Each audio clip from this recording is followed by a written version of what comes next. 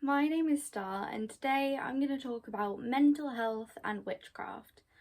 Now, let me just start by saying witchcraft should not be used instead of professional help, but it can be used to help when you're struggling with mental issues. Today I'm going to show you a spell and I'm going to talk through a few different ways that can help when you are struggling with your mental health. First, let's look at the spell. So the spell that I'm going to show you today is for anti-depression, anti-anxiety, and for people struggling with their mental health. But I do also have a spell that is more for self-acceptance and self-love, and I might do that in another video coming soon. I say soon, let's be honest, my uploading is not very consistent, but one of my next videos will probably be this spell, just because I think there is a fine line between the two and some might need one or the other. But this today is going to be more anti-depression, anti-anxiety, people struggling with mental health issues. So the first thing you're going to need for this is a method of cleansing. For me, that's my tincture bells, but you could use anything. It could be sage, Palo Santo, it could be a bell, literally anything of your choosing. I just think it's a good idea to cleanse before you do any spells. Then I'm using citrine. Citrine is really good just for uplifting your mood, just for general joy, which is something you can really lack when you're struggling with your mental health. Then here I have just clear quartz, which is really good for balance and clarity. Again, something you can really lack when you're struggling with your mental health. Then I have rosemary oil, which is really good for just calm, protection, love and healing. I really like rosemary and I think it's really good in a spell for mental health. Then we also have lavender oil, which is just really good for calm and anti-depression and anxiety. And then we have pouches. As you can see, I have a fair amount and you can use them for different things. For example, pink could be used for self-love. I have one that has many different colours, and if you have one of many different colours, it could be used to help with many different things.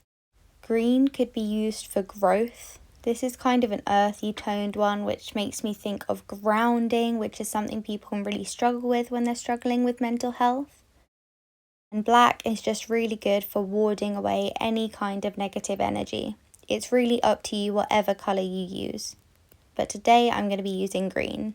Then there's cinnamon, which is good for your own personal power and passion and drive, which is really difficult sometimes to find when you're struggling with your mental health. You also want to write out a sigil for good mental health. I'm going to show you two of them. If you don't know how to make a sigil or what a sigil even is, I do have a whole video on it.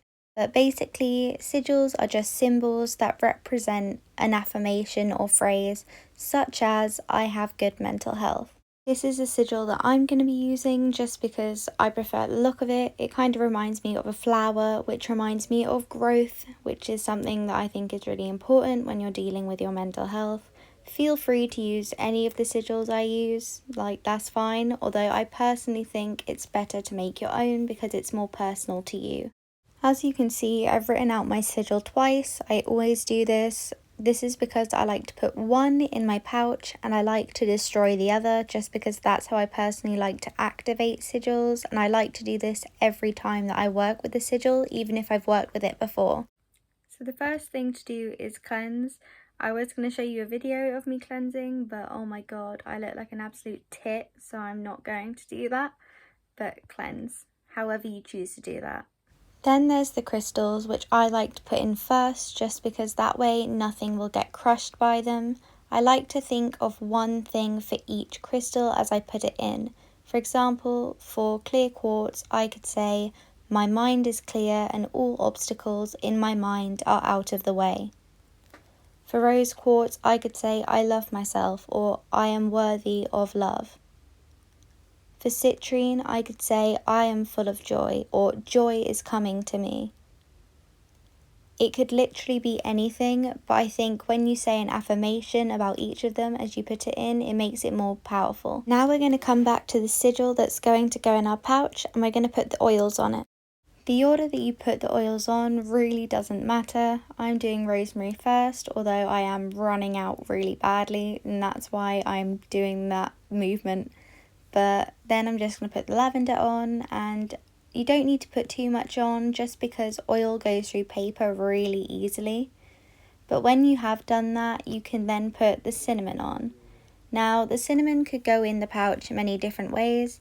It could just go on the sigil like it is here, or you could put it in cling wrap or something like that and then put it in the pouch. You just obviously can't sprinkle it in the pouch because it will fall out. Now that you've done this, you can take the sigil and you can fold it up and put it in the pouch. Now, because there's cinnamon in it, I am folding it quite a lot because when the oil dries, it will let the cinnamon be more of a loose powder and it will fall through the pouch if you don't. The other sigil I like to burn, but always do this outside just because paper smokes a lot. You obviously don't have to burn it, this is just my preferred method, but you can do it however you like. Now this is the finished pouch. I've purposely made this quite a simple spell because I think you should be able to add whatever you want to it. For example, if you're working towards more self-love, you could add rose petals or rose oil. It could literally be whatever you want to add to it because it really needs to focus on whatever you're struggling with. So you want to put this pouch somewhere where you'll see it frequently, somewhere where it's near you and somewhere you might want to hold it. You could carry it around with you, just put it somewhere where it'll be in your sight, in your eye line, and somewhere you may be able to pick it up if you please. For the spell, that is everything, but now is more things you can do. One thing you can do is, if you are a tea drinker or a coffee drinker, every time that you have a cup of tea, you stir clockwise to invoke something and anti-clockwise to banish. So I want to bring in good people, good opportunities, things that will make my mental health better. I would stir my tea clockwise and talk about all the things I want to bring into my life.